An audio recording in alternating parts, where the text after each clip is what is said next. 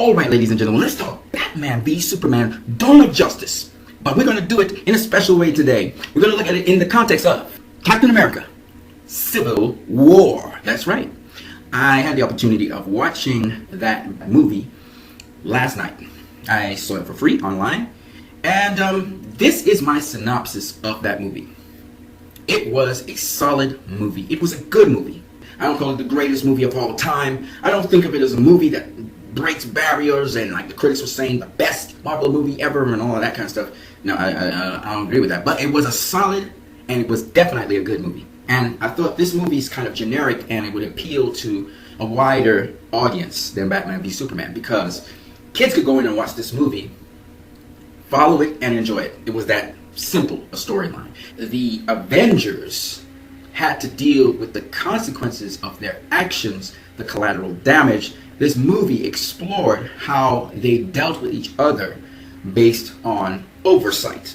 Okay, that's basically what the movie was. I mean, this movie rode Batman v Superman hard. The Russo brothers were talking about Batman v Superman. Everybody was talking about Batman v Superman because the Russo brothers stole their idea from Batman v Superman.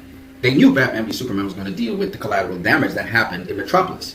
So the Russo brothers decided, well, we have some collateral damage in, the Avengers and the Winter Soldier. Why don't we discuss that? So they basically wrote off that idea. But they only used two of the many points that Batman v Superman was talking about. What it means to be a superhero. What it means to have so much power, and how are you accountable for it. So the film lays out these things very simply as it moves through. But I do believe the characters stay true to who they are. Tony Stark is a impulsive person, very brilliant. Captain America is a very convicted person, and he moves on his convictions, and he does not waver from them. So, in essence, I believe these two characters epitomize what the film was about, and they act accordingly to how they were. But, even though the characters stayed true to who they were, there was a transition from who they were at the beginning of the film to who they were at the end of the film, which I thought was well done. Now, this movie starts off dealing with a holistic issue, but it's not really holistic. That is Civil War. They deal with individualizing things. So how they try to approach this was in a sort of a character-based thing. Tony Stark is feeling guilty for what happened in Sokovia, especially with the lady's son who died there. And because of that, that's what draws him to pull in the Secretary General of the UN with this Sokovia Accord. It's because of Tony Stark's this happens. This is not a result of the world responding to what is happening with the Avengers. This is because of Tony Stark's. He hears a lady talk bitterly, and he feels guilty, and therefore he presents this to the Avengers. The Avengers have to either sign this treaty or go into retirement or be vigilantes. So that's in essence what the Sokovia Accords are. We don't know the details of the Accords, but Captain America brings up some very good points. Now remember, the Avengers no longer are part of S.H.I.E.L.D. S.H.I.E.L.D. is shut down. S.H.I.E.L.D. is no more. They had an oversight in S.H.I.E.L.D., but now that's no longer there. Their leader unofficially was Captain America. He would lead the team in certain missions, special ops. Now, what happened is the power kind of shifted to Tony Stark, because Tony Stark took it upon himself to have them sign an accord. If they didn't sign the accord, then they couldn't operate. And so some of the Avengers decided to lean to Tony Stark and sign the accord, whereas there was a debate going on with Captain America, and he was debating that oversight would be cool if they don't overstep the bounds. He was saying we could self-regulate ourselves. We could oversight ourselves on these things. And catastrophes like this do happen. People do die when we go to save. We can't save everyone. This was his argument, because you don't want just anyone. The United Nations, they could be corrupted. What happens if there's a change in regime and they're corrupted towards us? What happens to us? So he made some very good points. And people said bad things on Cap. He was all about Bucky and everything. Look, man, put yourself in Captain America's shoes. You come into a whole new era. The only guy in your era that's alive, because the lady who he loved, she died in this movie. She got too old and she died, and her daughter was there, right? So the only guy he knows is Bucky. Okay? Bucky. That's the only guy. And that was the guy that stood out for him when he was getting beat up. Okay? So, and he knew this dude. So, I mean, I'm not mad at Cap at all. No. But nonetheless, they had this ultimatum time. But Captain America, he did not sign the agreement, and his friend didn't sign the agreement either. By the way, some of the action sequences in this movie were awesome. I'm not going to lie to you. Some of them were awesome. Not in terms of Not in terms of the impact and realism, because you know, when you're watching a film like this, a Marvel film especially, you're not going to get realism. You're going to get some realism, but you're not going to get realism. It's not going to be like Batman v Superman, where you feel the punches or you feel the impact. And no, you get style. Each character has a certain style. Not everything is believable, but you can't go with believability. This is an imaginary world. In this case, they're staying true to being it. We know it's a flick. We know it's just for your enjoyment, okay? And that's just the way Marvel is. So don't try to make a Marvel film, okay? Critics and also people, don't try to make a Marvel film into a DC film, and please don't try to make a DC film into a Marvel film. They're two different kinds of approaches to how you make filmmaking. And once you can bear that in mind, if you don't like punches where somebody punches a guy in the stomach and he vomits up blood, because that's what happens in DC film, okay? He will vomit up blood, okay? You bludgeon a guy in his head, you're going to see blood, you're going to see gore, okay? In a Marvel film, you're not going to see that. You're not going to see that in a Marvel film, right? You're not going to see a main character die. That's not going to happen. It's just not going to happen in a Marvel film.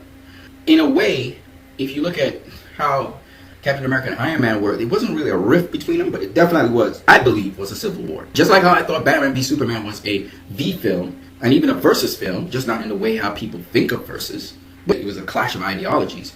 Similarly, I thought this was a civil war, because the Avengers had been split and forced to sort of go against each other, and they definitely did. Now, was it one in which they had animosity towards each other? No, it was mostly based on ideology. It was an ideological difference. Even Iron Man, he was trying to protect Captain America. He was trying to protect Falcon. He was trying to protect both of them. He wasn't trying to, he thought of them as a team, and he didn't want them to split up, okay?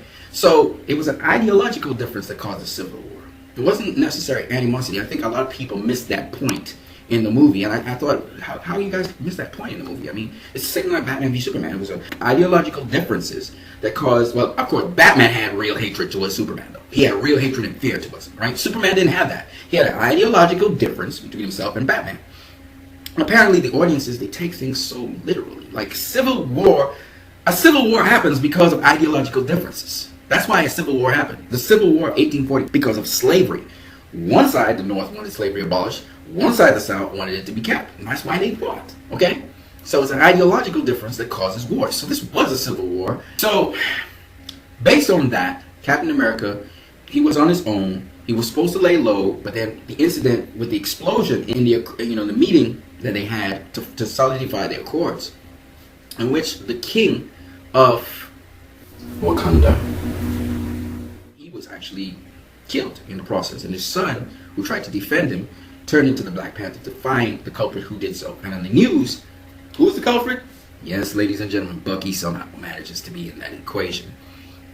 And that's when Captain America feels obligated to go bring Bucky in and to take care of him. He gets to Bucky first through the daughter of the deceased lady of S.H.I.E.L.D. He gets to him first. Doesn't have much time. They try to fight their way out. Black Panther chases him, Bucky down to kill him. Basically, Bucky, though he's not the dude that tried to kill anybody. All right. Now, before I go on, there's a guy named Zemo who turns out to be the villain in this movie. And Zemo's seen at the beginning of the movie, and we know he's bad because he kills a Hydra guy. But he's trying to get this particular book for a particular code, and he's trying to find out about the events of 1991. And that information is critical to the end of the film, which you will find out. But what he does is he gets Bucky arrested. This guy Zemo, he comes in pretending that he is this doctor, okay?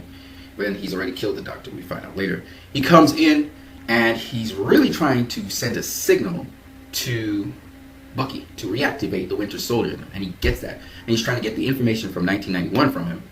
But Captain America bursts in, and then the Winter Soldier takes over, and he's trying to, kill Cap and stuff. Cap chases him down. They finally capture him, and they have him secured and harnessed.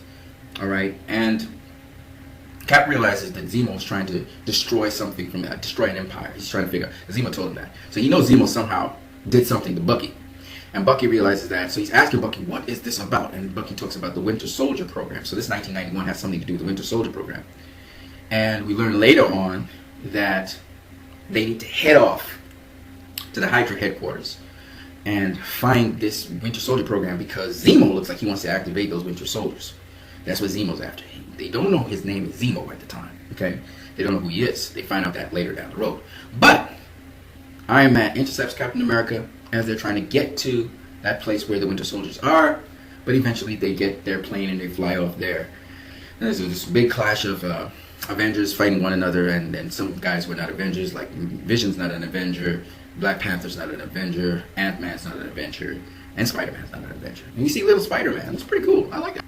At the end of the day, they go down to the place where the Winter Soldiers are supposed to be. Iron Man Learns about this after they incarcerate Hawkeye and Scarlet Witch and Falcon.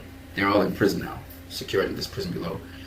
And Rhodey, I think Rhodey, because Vision shoots something, Rhodey crashes into the ground, damages his legs, right?